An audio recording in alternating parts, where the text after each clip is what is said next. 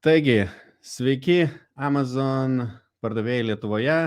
Šiandien kalbėsime apie sellerboard, vieną turbūt populiariausių profit analytics, pelno skaičių žiūrėjimo programą Amazon verslams. Ir šiandien turime svečią Aleksą iš sellerboardo ir Simą, kuris naudojasi sellerboardu. Hello, Alex and Simas. Hello, Augustas. Hello, Simas. Hi everyone. Yeah, so Alex, you are CTO of the company? CMO, CMO. the marketing officer. Just All the right. marketing guy. Right, but you know sellerboard very well, and today we'll talk about what sellerboard can offer Amazon sellers, what Amazon sellers, how can they make their life easier with your tool. Yes. And Sima turbūt daug kas žino, Simas pardavė. Tu gal nori pristatyti trumpam, Simai? Sveiki visi, esu Simas, esu Amazon pardavėjas, veikla užsiimu Amazon konkrečiai, tai nuo 2014 metų, e-komercija apskritai nuo 2009. Esu prekinių ženklų plėtotojas ir vystytojas ir naudojuosi sellerboard kaip įrankiu stebėti kasdienių pardavimų rezultatus. Nu, puiku. Ir šio video metu sužinosim daugiau apie sellerboardą. Jeigu turite kažkokių klausimų ar komentarų, rašykite juos. Net ir jeigu matote šitą video įrašą, vis tiek rašykite komentarus, bandysime atsakymus gauti iš sellerboardo vėliau. Okay, so I think we're ready to learn about sellerboard. Shall I share your screen, Alex, already now? Sure. I can do that. Yes, so... Maybe you can actually, Alex, can you give a short description? Introduction, What is yes. Introduction. What is sellerboard and in general, Of course, I can do that. So sellerboard is a profit analytics software with some additional tools for automation. And the first thing that we do is we help sellers understand their actual numbers, because as you probably know, that you don't have this possibility in your Seller Central account. You only see the general numbers, how many sales did you do in volume, in quantity. And what we do here, we can show you your profits, taking into account different factors like your cost of goods, your advertising costs, your returns, your expenses, and most importantly, all of the hidden Amazon fees, because they are quite a lot. And depending on your business model, there are certain fees that you need to take into account. And not doing that, you always have the risk to end up with less money at the end of the month or some period of calculation that you expected to. So this is our main goal. As I have discussed a bit earlier with Simas, we are not an accounting tool. So our main goal is not to replace accounting, but rather to help sellers take data-driven decisions, because when you have a live dashboard, you can quickly act when you see some trends and when you see some dynamics. For example, you can compare periods and you can see which products are performing better, which products are performing poor, and then you can decide what to do with these situations, to make some decisions. This is the main goal of sellerboard. But besides that, we also offer some automation tools that I will go over today and present them just in a short overview. And they help sellers, just get the routine tasks off their shoulders and focus on making decisions on growing business, rather than going through spreadsheets and copying numbers from one column to another, or for example doing some daily PPC stuff, making bids go up, making manually bids go down, adjusting stuff like that. We can propose automation for that, so you can focus on the important stuff. This is the general overview. We also have other great features that I will also present, but this is just a basic presentation. All right, so perfect. So I think, let's jump to the screen and see. Sure, of course. So this is the main profit dashboard that most of the seller board use every day on a daily basis. So what we have here is a general presentation of your numbers, of how well you're doing in terms of sales, orders, refunds, advertising costs, and of course, net profit. So you have these styles here. And Alex, can you zoom in a little bit, the screen? It's very tiny, everything we see. Tiny. Okay, sure. Yeah, like this is better. Okay. So here you can see these styles that let you compare different time periods. For example, today to yesterday, or month to date to previous month, and you can just have a quick glimpse of how well you're doing, see the dynamics in percentage, and just to see what is your dynamics for today. If you want to dial in or dig into specifics, you can go to this tab right here. This is the detailed view of all your KPIs that affected your net profit for this period. So you have your sales, organic sales, PPC sales.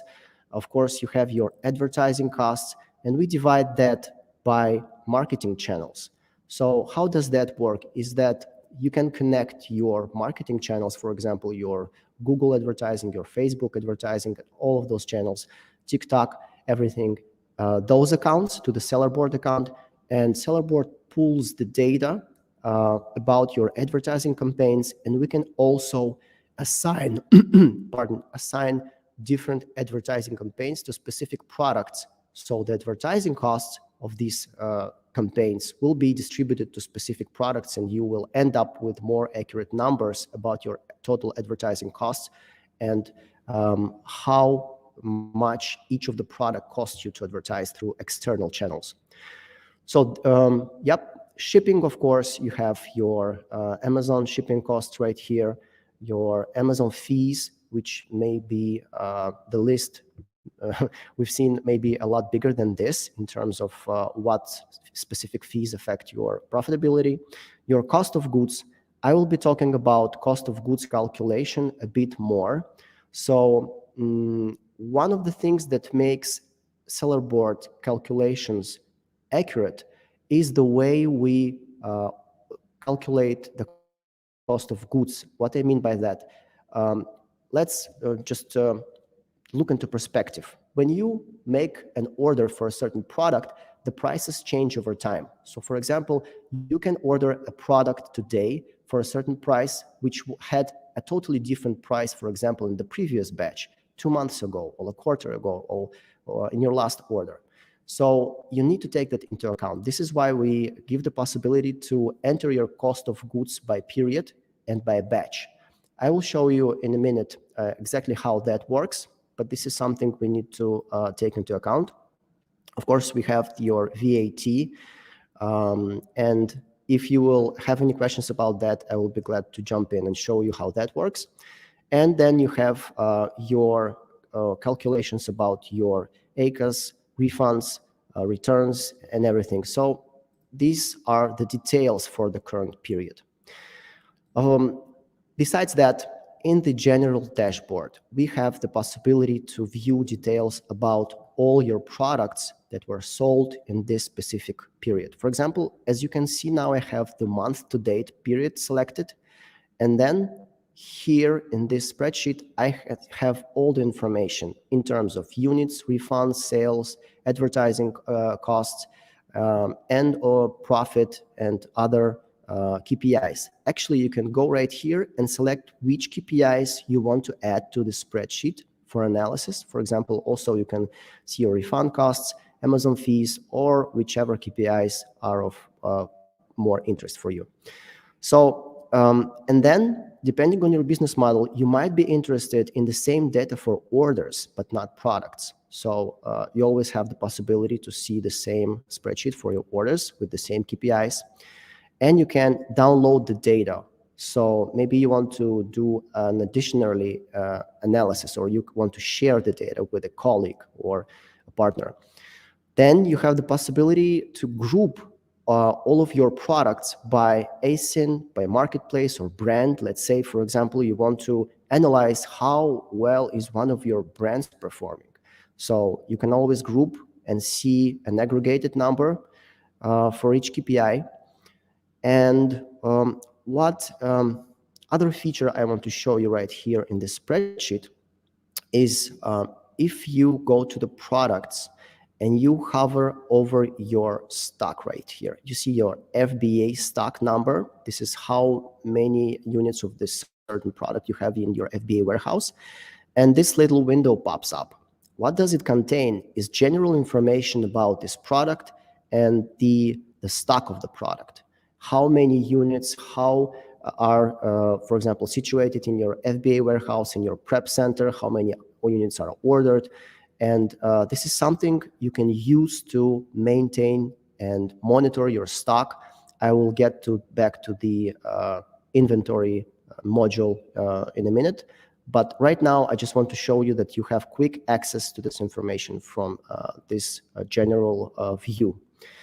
Okay, besides that, you have the possibility to compare different periods. You can just specify whichever period you want. And you also have charts, P&L, and trends. So the chart gives you a general overview of the selected time period. So you can, have an impression how well are you performing with your organic growth, for example, which months you did a better job and a less better job. Of course, you also have a breakdown of your main KPIs here. You can choose which KPIs you want to see on this chart. And this is basically it. It's pretty simple interface. Besides that, you have your profit and loss table right here, which is basically all of your KPIs just spread over a big spreadsheet with the periods, the months here, and you can, really dig into the numbers and analyze how your general KPIs were performing. Besides that, we have the trends view. This view is actually of specific interest for people who, want to see their best performing products, for example, or worst performing products, because what you can see here, you can choose the KPI that you are interested in, for example, the sales or the BSR or, for example, the refunds.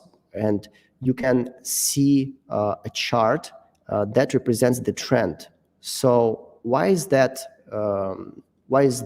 of good use for sellers? Because you can, for example, see your top 3 performing products and decide what to do with them. You can see, for example, your bottom performing products and maybe get them out of the list, or you can see the products that have a rising trend for refunds. They're getting returned by the customers. So you can see that there's a problem and you can decide whether it needs your attention. Maybe, the problem with, I will be talking also about refunds a bit later, but maybe your information needs to be updated on the listing, maybe your pictures need to be updated, or maybe you have a specific problem with the product itself, so you need to make adjustments to the product.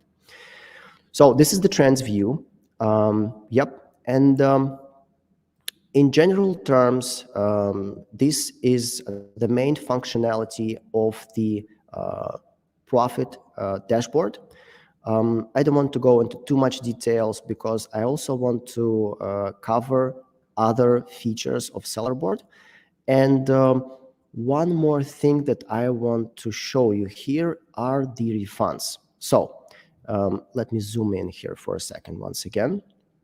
Okay, so for example, we are analyzing the month-to-date period.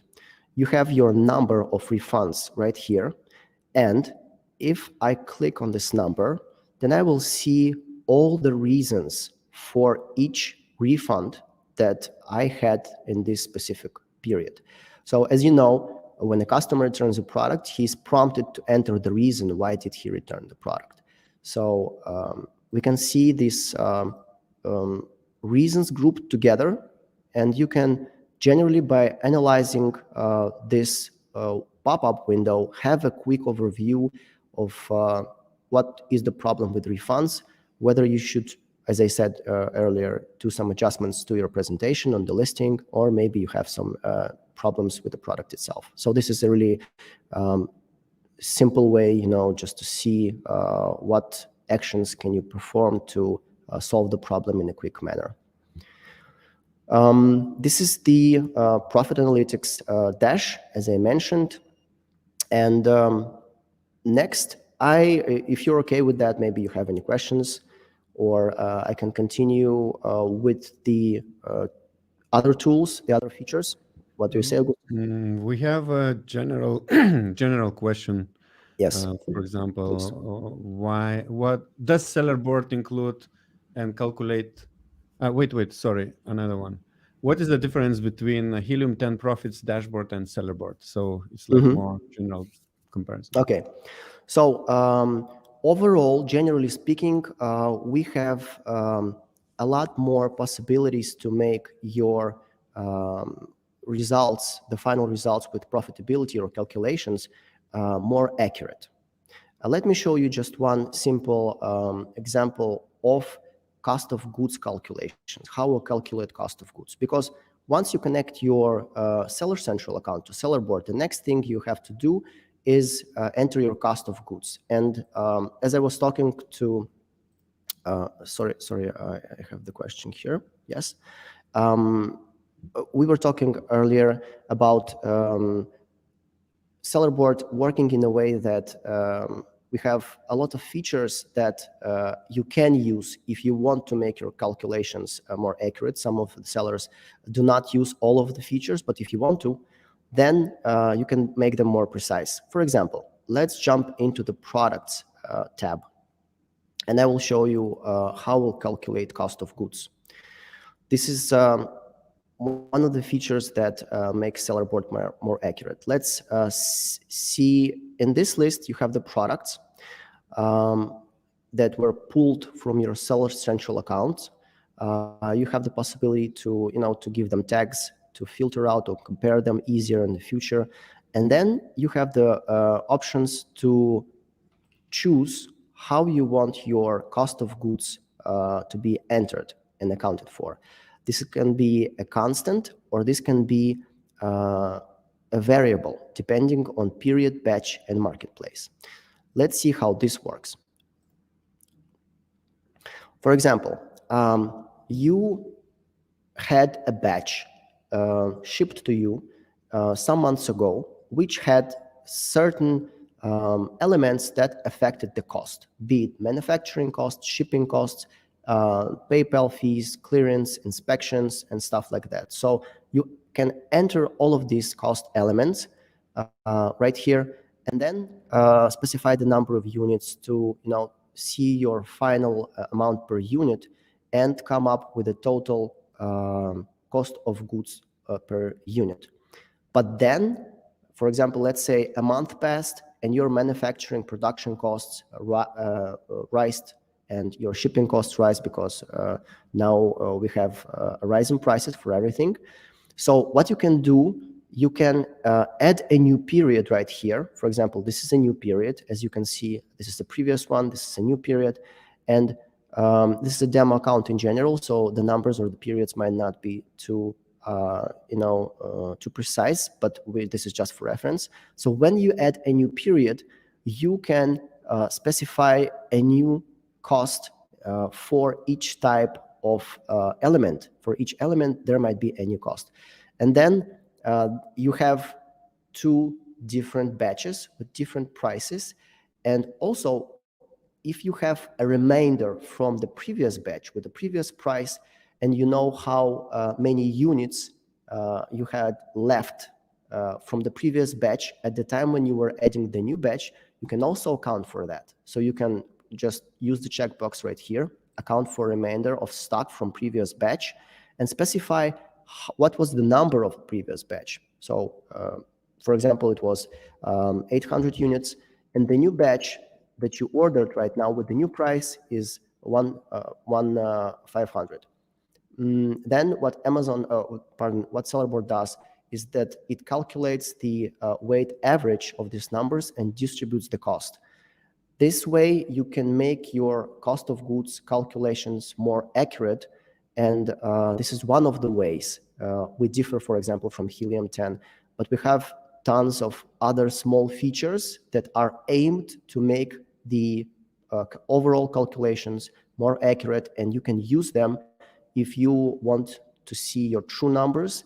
And yes, this is basically it. So it all basically sums up from small details that we give you as possibilities to make your numbers more accurate. That would be probably the answer. This is just one example with the cost of goods calculation. Besides that, let me show you, by the way, another one. This is the expenses feature. The expenses feature is a possibility for the seller to track all your one-time or recurring expenses that, for example,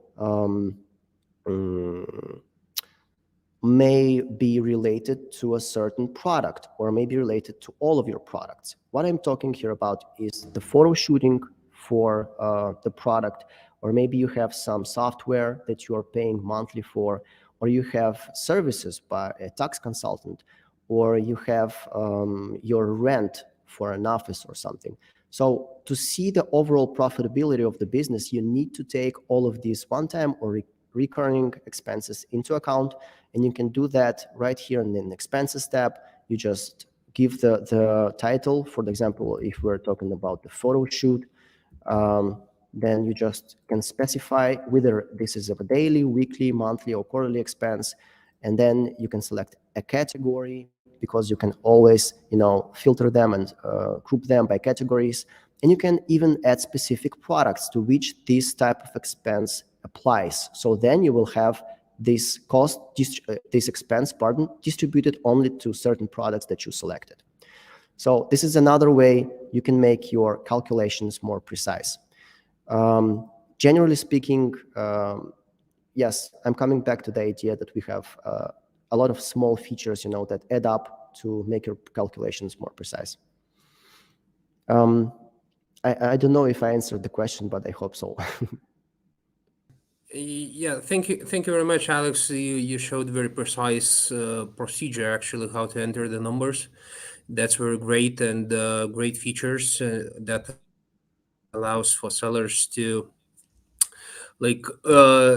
sellers who are very, let's say, data nerds, and they like to put all very specifics into the app and have all the track of records of all the activities they do, all the expenses. That's really great. So, but on the other hand, what I wanted to know about the data when you showed the tiles and all the dashboards, what is the delay of data you get from Amazon to sellerboard? Since I'm using sellerboard quite for a while, it's probably 3 or 4 years already. It used to be that I'm kind of addict to the sellerboard app, and I like to refresh sales every half of an hour. And it used to be that each time I refresh, all the numbers used to be refreshed. And now what I see, even sometimes I thought that it's showing a mistake, because even though in Seller Central there are no sales such the ones you show in sellerboard, but so you've been even faster than the actually Seller Central used to show the data. Now what I see, that there's a delay at least of a half of an hour. When I refresh the sellerboard app, I see that Seller Central has the sales data, etc., and you do not reflect that in the app. Mm-hmm. So that's like actual real-time data. What I would like to know, what's the real delay? And secondly, what we noticed that sometimes even you update the data when few days passes. I mean that all the PPC data, etc., you refresh numbers and you show different numbers later on. So please clarify the delay, so that the sellers and like myself as well would know that what to expect when the accurate real number appears in sellerboard? Yep. Thank you for the question, Simas. Well, first of all, the general rule for updating the data in your dashboard that you see from the feedback that we get from the users is, as you mentioned, less than half an hour. So if you have delays in this, you said that you experienced them in a certain period recently, or for how much time did you experience the delays? Well, I believe it's half of a year already. Yeah, Mhm. that it doesn't annoy me. I don't understand me wrong. Just I already know that it's about half of an hour delay since I'm very Yep. addict. So okay, I would like to to know if it's faster, but that's fine. Half of an hour, it's more than enough. Just Mhm. I would like to know what is the delay Mhm. in terms of the other data, because when I'm refreshing, I'm tracking all the day the sales and PPC, etc.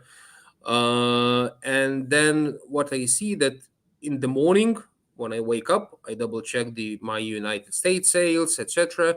And then I see that European sales has changed once more again, even though it's like it was half past like midnight when you change the date number of date, and when you refresh it in the morning, you see that the data of PPC, let's say, it's much different than the yesterday when the day ended.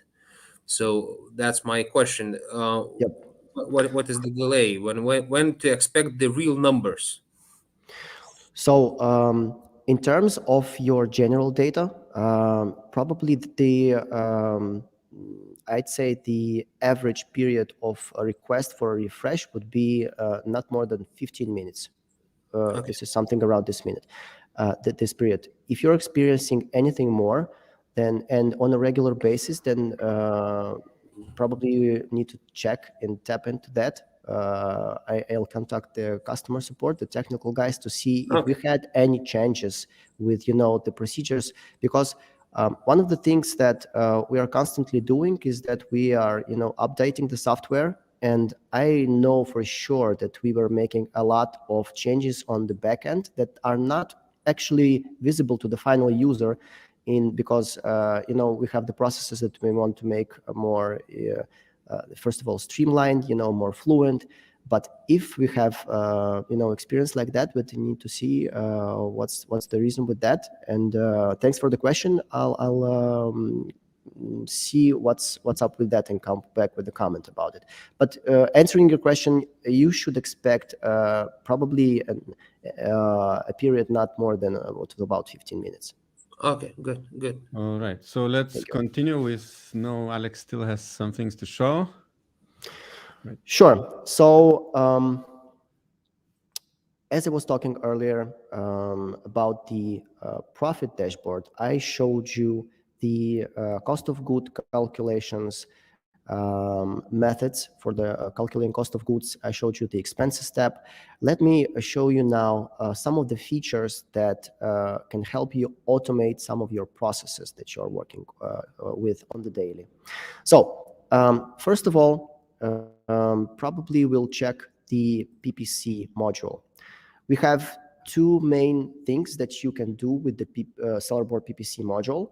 The first one is that you have access to a very detailed PPC analytics dashboard where you can see everything in terms of your PPC activity. So you have your PPC sales, you have your orders, you have your ad spend overall, and of course you have your PPC also that are PPC costs that are linked to the Amazon fees. So this is the general information to see what is your final advertising cost of sales, because we calculated based on these numbers. And then you have the chart that shows you your PPC KPIs that you want to select right here for For example, you want to see the conversions, the clicks, the average CPC, for example, the ACOS or profit, just to see how well you're performing in terms of PPC activity. Then you have your campaigns right here. And of course, you can also select all of the KPIs linked to PPC and put them here on this spreadsheet for comparison. But two of the main KPIs that I want to draw your attention to is the ACOS and the break-even ACOS. So what we do with the break-even ACOS is that we, based on your target profitability, you can see what is your break-even ACOS that you should not, should not pass if you want the campaign to stay profitable. Because of course it all depends on your specific, what's your target, what do you want to reach. If you're just entering the market and you want to launch a product, you want to get it out there, give it a boost, sales that you probably want to be profitable for some time at least, and you will be spending money with a certain campaign, and then your advertising cost of sales will be much higher than your break-even ACOS. But then if you want, just to maintain the sales of a product and, kind of use the campaign around zero profitability just to boost the organic sales, because as you know, probably that when you have PPC sales, it also affects your organic sales in the end of the day. So probably then your ACOS and your break-even ACOS would be at around the same level. And if you want a PPC campaign to be really profitable with the product, then you need to keep your ACOS below your break-even ACOS. So how do you do that? For example, let's choose this campaign. As you can see, your break-even ACOS here is 53%. And then the ACOS for this specific campaign is 24%. That means that we are making profit with this campaign. And then let me show you how these campaigns are set up, automation campaigns. What you can do is that you can do automation for two things. It's bid automation and keyword automation. So let's start with the bid automation. If you enable this feature, then you can aim at a target margin which you can specify here, or you can aim at a target ACOS, which you can specify here. So knowing that your break-even ACOS for a specific product is 53%, that you probably want to go and enter a target ACOS that is below this level, so you will keep your campaign profitable. That means that we will be safe around, let's say, 45% at least, because if you go lower, then our bidding won't be as aggressive as we want it to be. But also we have the options here to change the bid optimization strategy. This defines how aggressive we will be in our bidding, how fast we will change the bids. And you can also select how many clicks will be taken into account before a bid will be changed, and how frequent the changes of the bid will be. You can also set a minimum and maximum bid just to keep it safe. And then what you also can do is automate your keyword analysis. What I mean by that is you can actually see which keywords from your campaign are not performing that good. Let's say you have a keyword that has no sales after 10 clicks. That means that you are actually losing money with this keyword. And you can set up a rule right here that if a keyword does not generate any sales after 10 clicks, then this keyword goes to negative. In this way, you can keep your campaigns, clean out of keywords that suck your money from the campaigns. So you can, of course, you can specify if it's exact match or it's a phrase for the keyword. And another thing that you can do here, you can do a thing called keyword harvesting. So you can analyze which keywords are performing well, and you can move them to a specific campaign where you will add up all the best performing keywords and then launch it, for a specific product. So this campaign can act as a keyword harvester. You also have the options here for setting this up. This is the PPC module, and on the basic level, not going into too much detail, but you probably should check your break-even ACOS if you want to use the automation in your ACOS for a specific product, and kind of, see where do you go from there. Do you want, to just go a little bit over the break-even ACOS to move the product into the market and promote it, or you want to go with your ACOS below the break-even indicator so you can make a profit with this campaign. This is the PPC module, and next I'm going to show you the inventory module, which is located right here. So I was talking about inventory just a bit earlier, and we have several features in the inventory module. The first one is the planner. The planner helps you estimate when you need to reorder, how much you need to reorder, because we have a recommended quantity that will give you once you enter all the necessary data. And you kind of can use this tool to, stay on top of your inventory and not worry about running out of stock. How does that work? So you have your products right here on the left. First of all, of course, sorry about that. You have the tiles in the top, and in these tiles, you can understand where your inventory is actually located right now. So in terms of cost of goods, you have this value right now in the FBA warehouse or FBM stock. So this is what you have in your prep center. This is what you have reserved, nothing right now.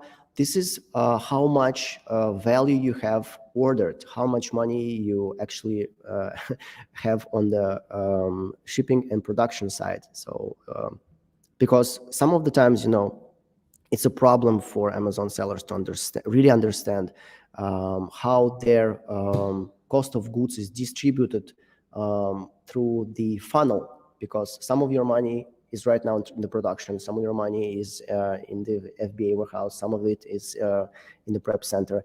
And this is how you can actually get a picture of how much is where.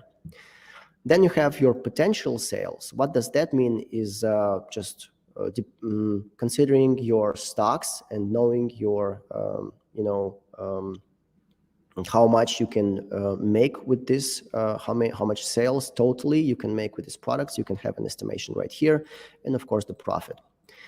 Then we have the list of the products, and you have an overview right here of your FBA stock, how many units you have reserved, what is the total value of this product right now throughout all of the steps of the funnel. Then you have your adjusted sales velocity. This is basically a KPI that we compute to see how many units you are selling per day with this product. And this is kind of the main KPI that we use in the inventory module to do all of the calculations. Let me jump right into it and show you how it works.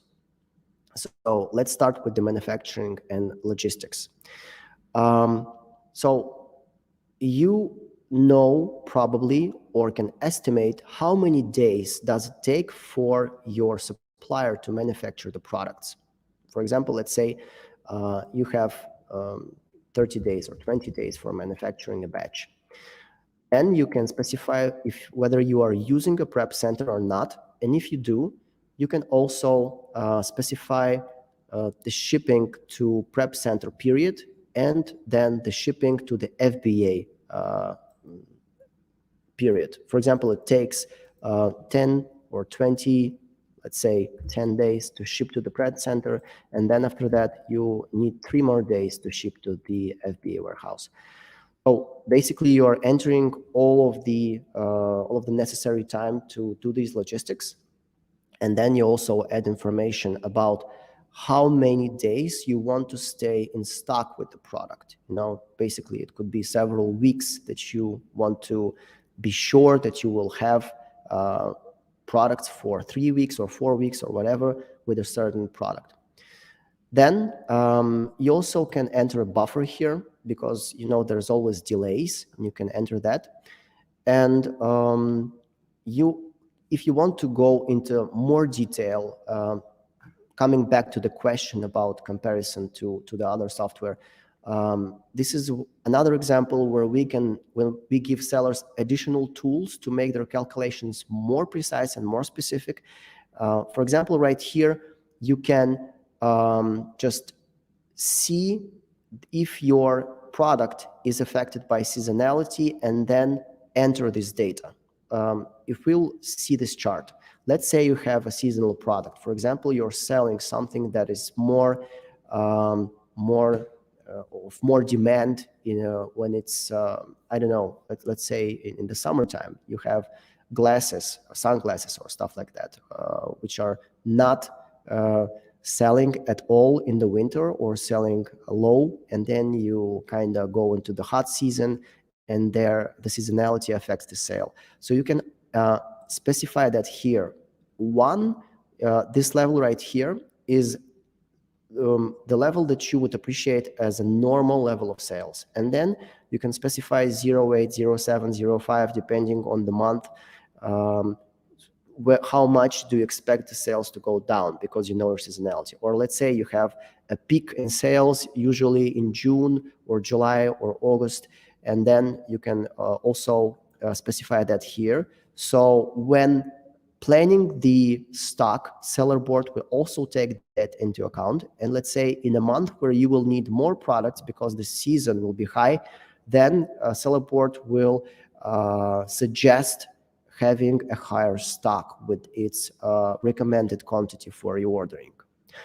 And then you also can account for a projected monthly growth rate. What does that mean? If you analyze your business and you know that you have a monthly growth rate, for example, of 6, 7, 10%, then you can also specify that here, because then it will affect the recommended quantities for reordering. Because if you grow, then your final stock for some products or all products should grow. This can also be taken into account. And once you have entered the data right here for the periods, and maybe even for the forecast, you will have these 2 columns active: the days of stock left and the days until next order left. So based on the data that we've just quickly viewed, you can see how many more days you will have stock for. And right here with the first product, I see that I have 82 more days of stock. I'm comfortable with that. And then I see that the next reorder that I have to make is in 42 days. So I'm also comfortable with that. If I go low right here in this example, I only have 6 days of stock left. And that means that I'm already way over the period when I need to be reordering. And this period right here is basically something that I will need to take into account, considering that I have products in the prep center stock. So, to just fill the FBA stock, I need to transfer the products from the prep center and then make a next order in 36 days right here. But this is just an example from our demo account. I hope you get the main idea. When you have these numbers, you can actually be sure that you will not run out of stock with certain products. Another cool feature that I will talk about is the alerts feature. You can actually link your these two KPIs to a notification that you will get to your email. Let me jump real quick to the alerts tab and show you how that works. This is the general log of the alerts feature. What is this? The alerts feature lets you choose which events in your Amazon business are important for you to keep an eye on, and then sellerboard will show you notifications about these events in your sellerboard account, and also send you emails to the addresses that you will specify for each type of event.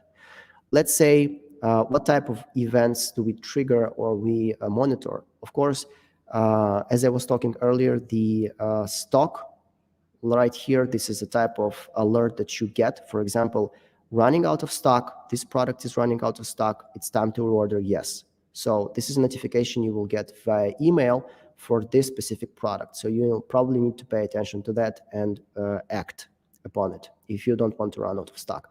So, and yeah, these are some types of notifications that we do with the alerts feature. And I want to show you just really quick what kind of alerts do we track besides that. So you can, first of all, track your stock and be notified about that. Then you can monitor your listing changes. For example, some information on your listing changed, or your product, for example, was placed in another category, or maybe another type of event is that maybe your product was wrongly measured, or the dimensions of the product from the Amazon side changed. So of course, there are different fees that apply now to your product. You need to know about that because it might not be evident for you, and if you will not be alerted about that, you will start losing money with the fees, and you don't want that. Of course, we can notify you about the loss of the buy box. When you have, for example, a specifically large order that's not usual, maybe you need to pay attention to that. Maybe it could be some fraudulent activity, and you should be notified about that. What about yeah, of course, the image on the basically anything that changes on the listing. We notify about that. Offers about notifications about lowest price if you have a better price on the listing, changes in your relationship with the ASIN, parent and child, and events like this. And what you can do, you can specify the type of notification you want to receive in sellerboard or via email. And if you choose email, you can also just specify different types of emails, different addresses, pardon.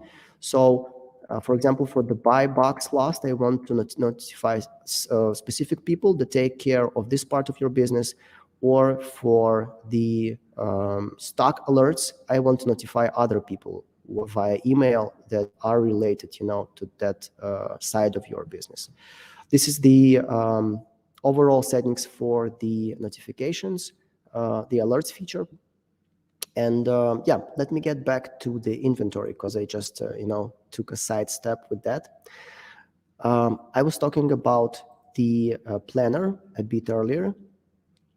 This is the planner. So we were talking about days of stock left and days until next order as the two main indicators that can be useful for you in the planner. And probably one of the things that might be a problem for some Amazon users, sellers, pardon, is the fact that you have a lot of numbers to keep track of. So, for example, when you place an order, then you have some quantity at that stage, at the order stage. And then this quantity of products, this batch, arrives, is shipped, and then you have it, for example, in your prep center, or then it moves to the FBA stock. And then some of that inventory is sold, and you need to update the numbers if you want to understand how much more you need to reorder and when. And to make all of this process easier, we've developed a new feature that I want to show you, is the purchase order. feature, which now is in beta testing. Right now it's open beta, so all of our current users can test it. What is this? So basically what you can do with the purchase order module is you can add all of your suppliers to sellerboard, all the information about your suppliers, the currency, the name, the contact details, any comments that you have with that, and then you can create a purchase order. Let's do that right now. So first of all, in this window, I have all my purchase orders. This is the list. I have the date of the order, the number, the supplier, which product was ordered, the total units, total cost for this order, estimated time of arrival, and the status of each order. So let's create a new order right now. When I do that, I will have the option to, of course, set the date, the number, choose the supplier. Depending on the supplier, certain currency will apply. Then I will choose the marketplace where I want to use the product. I will choose the carrier right here, maybe even specify the tracking number and some comments. And then I will add a product. So one product or several products that, I will be ordering. So let's choose this product and let's start filling the info. So first of all, I'll specify how many units of the product I want to order. Then I will have the units per box. For example, let's say I have 100 units per box, and I will come up with the total number of boxes ordered. Another feature that we will be introducing soon, it's in the works right now, is the fact that you will be able to create FBA shipments straight from sellerboard. And for this, you have your box dimensions that you can enter right here. Either you can enter them in the inventory planner, and when you will have that, the box dimensions and the order quantities and everything, then you can create the FBA shipments, send them to Amazon, and have all the fees calculated. So you won't need to do that in Amazon anymore. When you have your all of this data entered, then you will go to the total manufacturing cost. Let's select another supplier and work with US dollars like this. So I will have my total manufacturing cost right here, and then depending on the units ordered, the manufacturing cost per unit will be calculated. And the next thing I need to do is enter my transportation costs per unit in order to come up with a total cost per unit, because this is something we want to see finally, how much will a unit of the product cost me in this specific batch. So what I'm going to do is I'm going to access the transportation cost tab right here and add a cost. First cost, for example, it will be the shipping.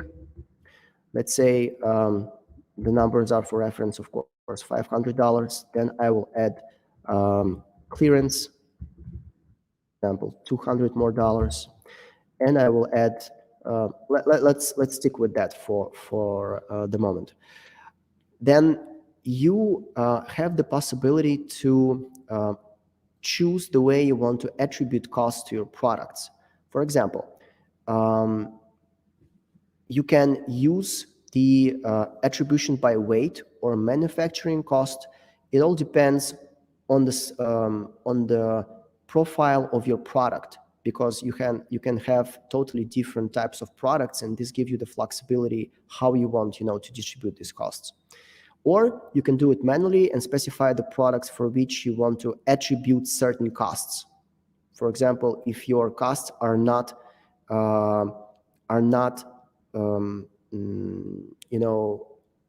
the same for all of the products from your order, then you can just choose that this specific cost applies for a certain product from the order, if that makes any sense.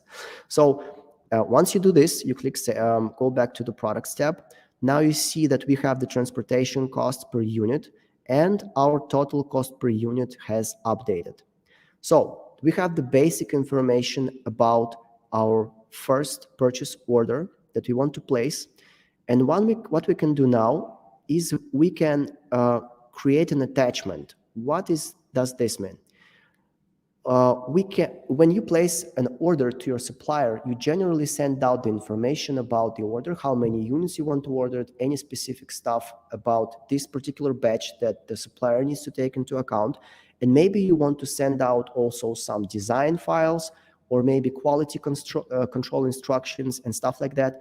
You can actually add these files here, just add an attachment. And after that, once you do it, you can export a spreadsheet with all of this information that you just added, with the product, the costs, and everything, and also the files that you attached to the purchase order, and have an archive file that is ready to be sent out to your supplier. So this is pretty cool in terms of making everything as easy as possible. Once you do that, you can place the order and just click save here. We saved all the information, pardon. And then these are the statuses of your order. Now that we've created a draft and we, for example, exported all of the information and sent it out to the supplier, this means that we've placed the order. And we can change the status of this particular purchase order to ordered from draft. What does that mean? Now that I've ordered the product, first of all, I can make any necessary adjustments to the draft. Maybe there's a change in units or prices or costs or anything that has changed since the last status. I can change that and then click Save to update the status. And I will be asked if I want to make changes to the planner page. I'm going to click Yes, the checkbox, and hit Save.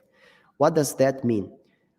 Once I will go back to the planner page, and let's say we've ordered the first product, just for reference. You have your numbers of items in stock, as I said previously, FBA, reserved, prep center, and ordered. So for this particular product, if we imagine now that I've ordered it, this number right here will be updated. So if I ordered 1,500 units, then this number will change to 1,500. So I will know that once I've placed that order, now this quantity is in the ordered status. And then the cool thing about this is once you continue to change the status of your purchase order right here, for example, from ordered, let's say then the product was shipped. So your order was shipped. First of all, once again, you can make any necessary adjustments. For example, add additional costs if you have some inbound costs. Let's say you have additional transportation or some boxes were damaged or stuff like that. You can always go here and add additional costs to reflect them in your final cost of goods sold calculation. And then you can click Save to confirm the change of the status. And I will be asked once again, pardon, I won't be asked because I didn't make any changes. But if I go to the planner page, then the number from the column ordered will be transferred to the prep center if you are using a prep center. And if not, then it will be transferred to the FBA stock. So that means that the quantity that you ordered and it was in this column moves next to your actual stock in the prep center or in the FBA warehouse. So the main idea right here is that you do not need to track these numbers manually because you've only placed an order once and then you change the status of this order and the numbers will transfer to column and from status to status in the planner page by themselves.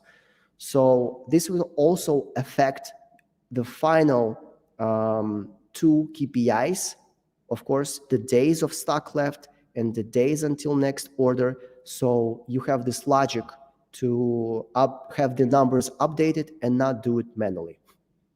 So This is the purchase orders main functionality. We just want to give you a way, to keep track of your orders. Alex, we're Yes. running out of time, so if you can summarize a few things. And also I wanted to pay attention to entering all this purchase order information into your system. Basically, the Amazon seller is revealing their know-how of the business and entering your system. So the user must really trust Of course. behind what's happening behind in sellerboard and who is reading that information. So.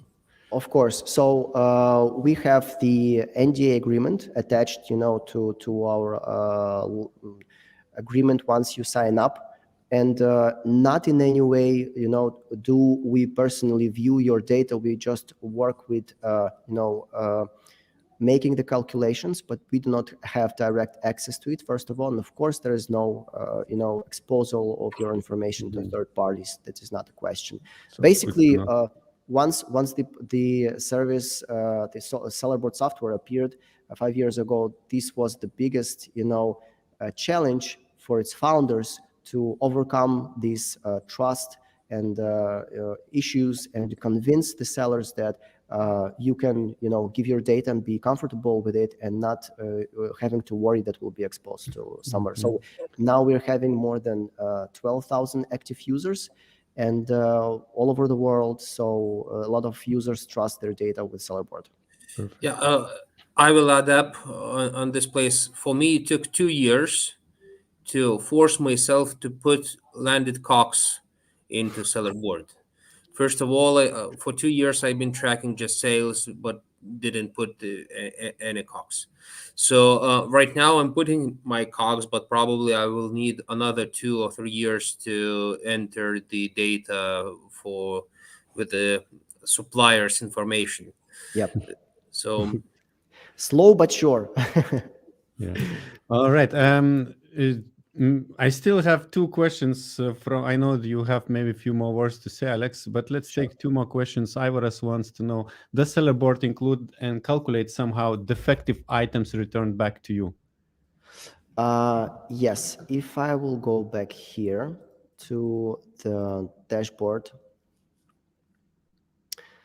once you have the products returned to the Amazon warehouse, then you have the data about whether the product is resellable or not. So here in the dashboard, you have the percentage of sellable returns for each product. This is the data that we pull from Amazon. So you can know your situation with returns. And this is a really good question. The returns are a really good topic. The main idea that we try to pitch with the returns is the fact that a lot of sellers do not actually understand the real cost of returns, and there's a lot to returns. So basically, first of all, you need to understand that not every return gives you the whole, none of the returns give you back the full amount of money that the customer paid for the product, of course. And then you have the fees that are additional fees that are linked to returns. Then you have the risk of the product not being resellable, and basically you need also to account for each return as a loss, because this is a profit that you've missed. And all of these things need to be taken also into account. This is actually what we do. And yeah. Okay, another question. How does sellerboard calculate VAT for business customer sales? Business customer sales should have no VAT calculation, since Amazon sales price for business is without VAT. Mm-hmm. Like, do you take into account these transactions without VAT? The business sales. Okay, so first of all, we have 2 options of calculating VAT inside sellerboard. Actually, there are more, but the 2 main options is whether we will pull the data from Amazon, the VAT calculation that Amazon does on its side. So if the VAT is calculated specifically for business customers on the Amazon, we will just pull the data as it is. And then if we do the calculations on our side, then you can specify the specific VAT rate for each product. So if it does not apply, then you can go with 0 for all your products, override override the basic rate for your marketplace. Okay. All right. You have few more things, or it's basically the overview of sellerboard? Yeah, basically sellerboard has a lot of features. So actually we have a link to try. You will find the link next to this video, and you can sign up and get sellerboard for 2 months. Yes, sure. I think that we've covered pretty much the main feature. We also have other stuff. I'll be glad to get into more detail if you will give me another invitation to this group, or maybe you can always, if you have any questions, I can answer them via email. Augustus, I will give you the contact. So sure. All right. Thank you very much, Alex. Thank you, Simas. Thank you so much for the invitation, guys. Yeah, thank you very much for joining us for today. And in Lithuania, it's right now, it's a lunchtime, so let's have a lunch. Bye-bye.